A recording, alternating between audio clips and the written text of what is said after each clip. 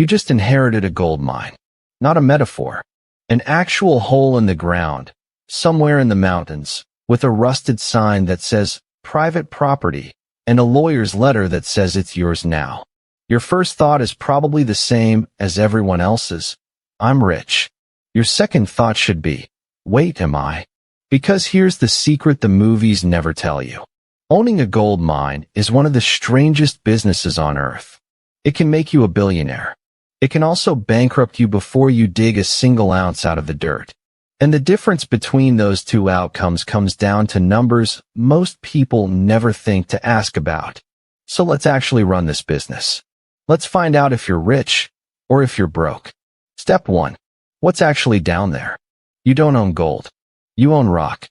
And that rock has gold scattered through it in tiny, stubborn amounts.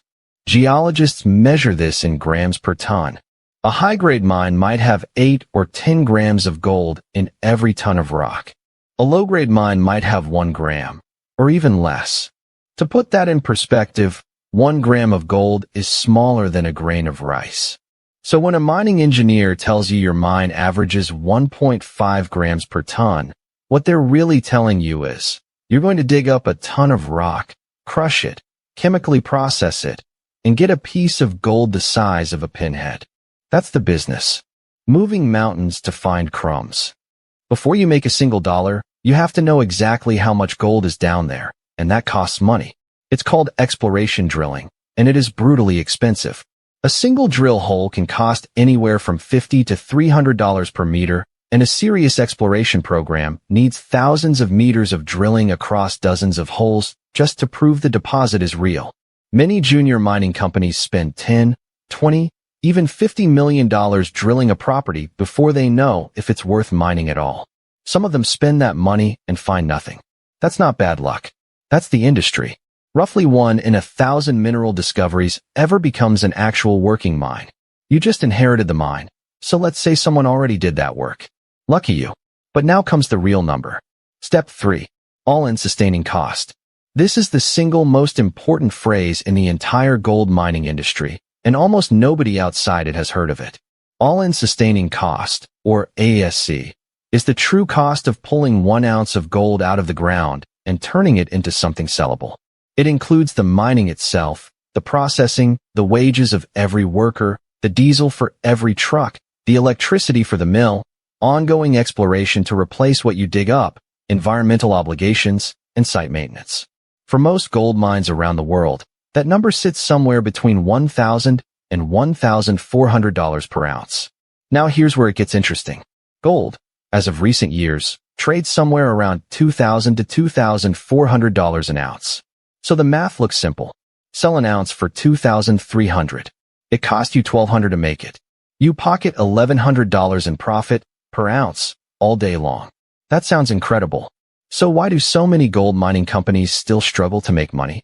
Because that gap between cost and price is the thinnest tightrope in business, and it can vanish overnight. Step 4.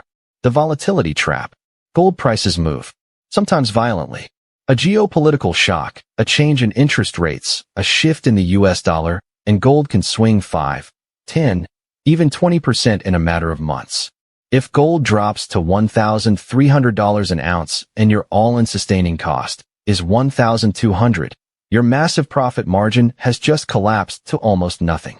And unlike a tech startup, you can't just pause the mine.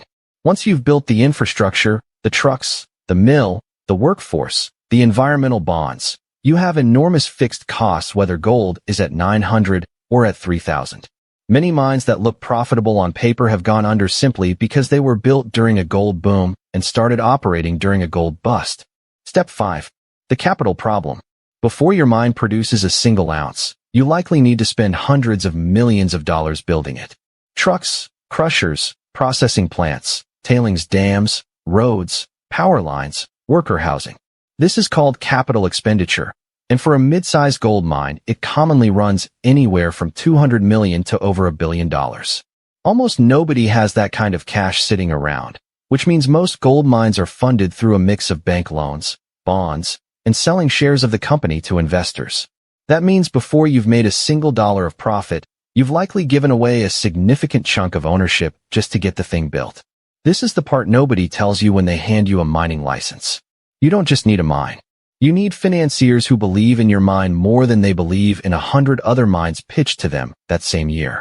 Step 6. The hidden costs that never end. Even after the gold is flowing, the spending doesn't stop. Or grades decline over time as you mine the richest parts first, meaning you often need to process more rock each year just to get the same amount of gold. Equipment breaks down in some of the most brutal operating conditions on the planet. Environmental regulations tighten. Local communities and governments negotiate for a bigger share of the profits, sometimes years into operation. And when the mine eventually runs dry, you're legally required to pay for reclamation, restoring the land, treating contaminated water, sometimes for decades after the last truck leaves. So here's the real answer to whether you're rich. If your mine has high-grade or low operating costs, political stability, and you got in before gold prices spiked, you could be looking at hundreds of millions in profit over the life of the mine. Some of the world's great fortunes were built exactly this way. But if your mine has low-grade or high costs, unstable infrastructure, and gold prices drop even slightly below your break-even point, that same hole in the ground can burn through hundreds of millions of dollars and leave you with nothing but a legal obligation to clean it up. That's the real economics of owning a gold mine. It isn't about the shiny metal. It's about grams per ton, all-in sustaining costs, and whether you can survive long enough between the drilling and the digging to actually get paid. Because in this industry, the ground doesn't make you rich, the math does.